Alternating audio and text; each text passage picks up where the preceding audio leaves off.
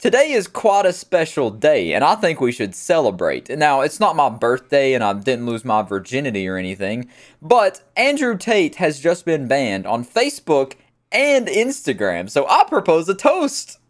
Let's imagine these are Andrew Tate stans' tears when they figured out that he just got banned, and who are they going to meet right on Facebook and Instagram now? It'll make it taste even better. Refreshing. And I never intended to make another video on Andrew Tate because at this point, he's like a stale piece of bubblegum in my mouth. It's just not fun anymore because I've talked about this man for about a year now before he became the Andrew Tate that you know now, when he was still just hopping on random podcasts like the Fresh and Fit podcast to spout his wildly misogynistic beliefs and just be an overall alpha male douchebag that nobody likes. And he's still doing the same exact thing. But now he has a giant fan base that are holding him up, parading him around like he's this religious figure that everyone should look up to. And that's why I'm making this video, because of this picture I saw on Twitter where they literally made him the Son of God being crucified because of this ban situation. They said, I know you were looking for Tate, who was crucified. He's not here, for Tate has been resurrected, just as Tate said. Tate is in the war room. And if you don't know what the war room is, it's probably for the best because that's part of his pyramid scheme, Hustlers University 2.0.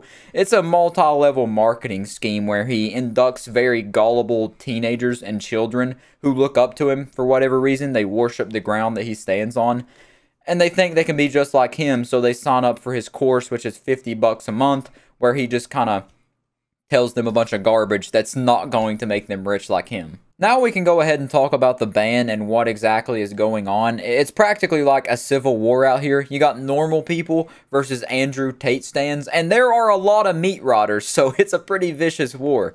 But I want to start off with this video here to start going down the rabbit hole. Why did you get banned? I don't know exactly why they banned me. I just tried to log in Instagram a couple hours ago. It wouldn't let me. I have good people on the case. I trust due process with Instagram. I'm actually quite understanding of their position. So this clip comes from a TikTok page who is sucking Andrew Tate off harder than a vacuum cleaner. I mean, they love Andrew Tate. But anyways, that's his thoughts on the ban. He don't know why they banned him exactly, but he can understand their position. He doesn't know why they banned him. It couldn't be for all the wildly, viciously misogynistic stuff he's been saying. I'm a sexist. I'm a misogynist. I'm misogynistic because I believe that females are weaker than men. That makes me a bad person in the feminist's mind. Someone breaks in the house, I'm not sending her to fight. It's my job, right? I have to risk my life to protect her. So when someone doesn't break in the house and I ask her for breakfast, I expect it to be made. And it's not like the misogynistic stuff he's been saying is harmless, hardy-har, tee-hee fun, and it's all jokes or whatever. If someone actually practices what he's preaching about the misogynistic ways he believes you should live, that could be very harmful. And going back to what I said a minute ago, there are two sides of this ban. One side believes that he should have been banned, and it was a good thing that he got deplatformed so he can, stop spreading his harmful information. And then the other side believes that he should have been allowed to stay on the platform so he could be made a laughingstock eventually, and then no one would take him serious anymore. And then obviously there are the people that believe he shouldn't have been banned because he did nothing wrong. He's just speaking facts. W. Tate. Those people are just stupid, though. But the two normal, sane debates were if it was a good thing to ban him or if they should have just left him on there. And that's what I wanted to talk about today. Because it seems to be a very fine line. Because, yes, it's a good thing he's been banned, but that doesn't mean he's gone. Look at Alex Jones, for example. That man got deplatformed off of every social media, and he's still thriving. His crazy fan base still supports him no matter what. And I feel like that's the same thing with Andrew Tate. Taking away Instagram and Facebook doesn't really do anything to him because he's not really active on there. He's really active on Twitch right now as well as TikTok, and he's still on those platforms as of right now, so it's not really too harmful for his social media career. If anything, it's given him even more fuel to shoot up in popularity, just keeping his name relevant, which is actually the opposite of what we want to do because we want to get him out of the public spotlight so people will stop taking him seriously and treating him like he's saying anything that should be listened to. So this is just another clip here that I wanted to show you from the same stream where he's talking to Aiden Ross about his ban. Like I said, with great power comes great responsibility. Now I have millions and millions of people who are my fans. And I was literally teaching them and telling them on Instagram 3 days ago, if you want to defend me, then stick up for me in a respectful way. Even if they're insulting me or threatening my life, do it in a respectful way, because just arguing back and forth in a bitter, immature, hate-on-hate way isn't going to work. Show that if you're a fan of Andrew Tate, you're a respectful person. And I was trying to teach respect to all these millions of young men. Wait, we've misunderstood Andrew Tate. He's all about respect. That is what he's been preaching since day one, is respect other people. And, you know, he's never taught anything about disrespecting women. They're your property if you're dating them. If a woman makes an OnlyFans and she's dating a guy, that guy deserves money from her OnlyFans, even though he's only dating her and does not own her. He only teaches respect. Never disrespects anybody, doesn't disrespect the whole, you know, gender of people. Nothing like that. He's a good guy. He's the good guy here. How can you not feel bad for him? You should feel bad for him. He got banned. Oh my God, all he's been doing is trying to teach respect this whole time. How could we not see that? And now that's all the clips I wanted to show you. The only other two things I wanted to talk a bit more about the debate, the civil war that's been going on. First off, Mudahar and also CoffeeZilla both had this take on Twitter where they said banning Andrew Tate is dumb and ideas should be challenged, and if he spreads misinformation, it should be countered in the public sphere.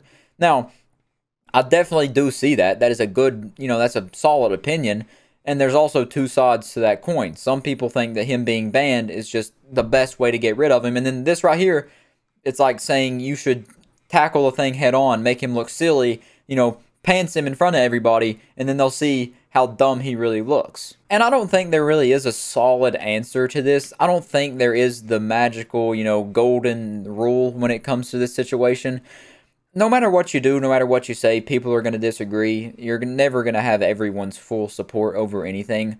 But I could see how it could go both ways here. I agree with him somewhat, but I also somewhat disagree.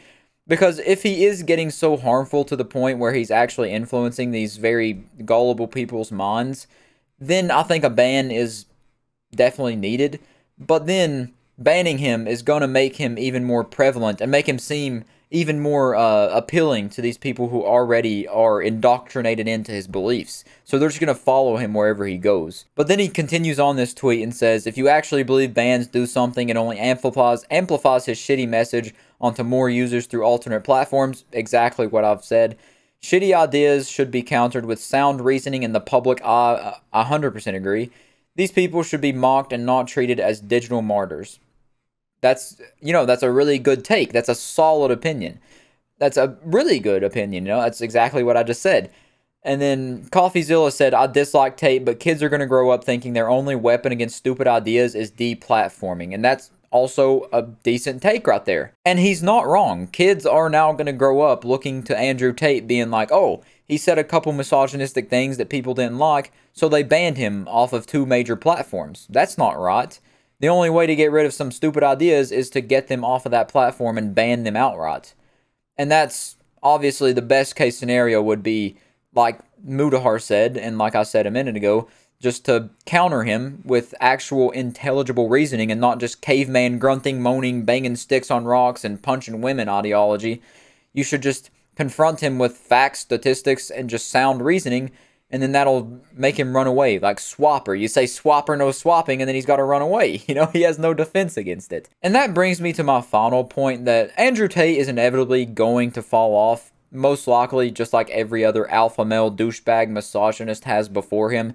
And just like in their cases, if you whack them over the head, ban them or whatever, or they just fall off, there's going to be 2 more to pop up in the other whack-a-mole holes to take his spot. And then you can whack those down too, but some more are just going to pop up. It's a never-ending cycle. We've seen it before, maybe not to this degree, maybe not to this massive blow-up that he's had, but even if he does get banned off everything, or even if he just does get told off like a little kid, and then everyone just stops believing in him, like they don't think he's a god anymore, and they stop listening to him, he just straight up falls off, becomes irrelevant, there's going to be someone else to come up and take his spot, like Sneeko or somebody. And in the end, it doesn't really matter what you do, because they're just going to keep coming. You know, it's literally, they're just a pest. You can't get rid of them. It's like a mosquito buzzing in your ear. You might kill one, but another one's going to come take its place, because there's just a never-ending cycle when it comes to this type of person. But yeah, that about does it for this one. I just kind of wanted to bring up the situation, talk about it for a minute,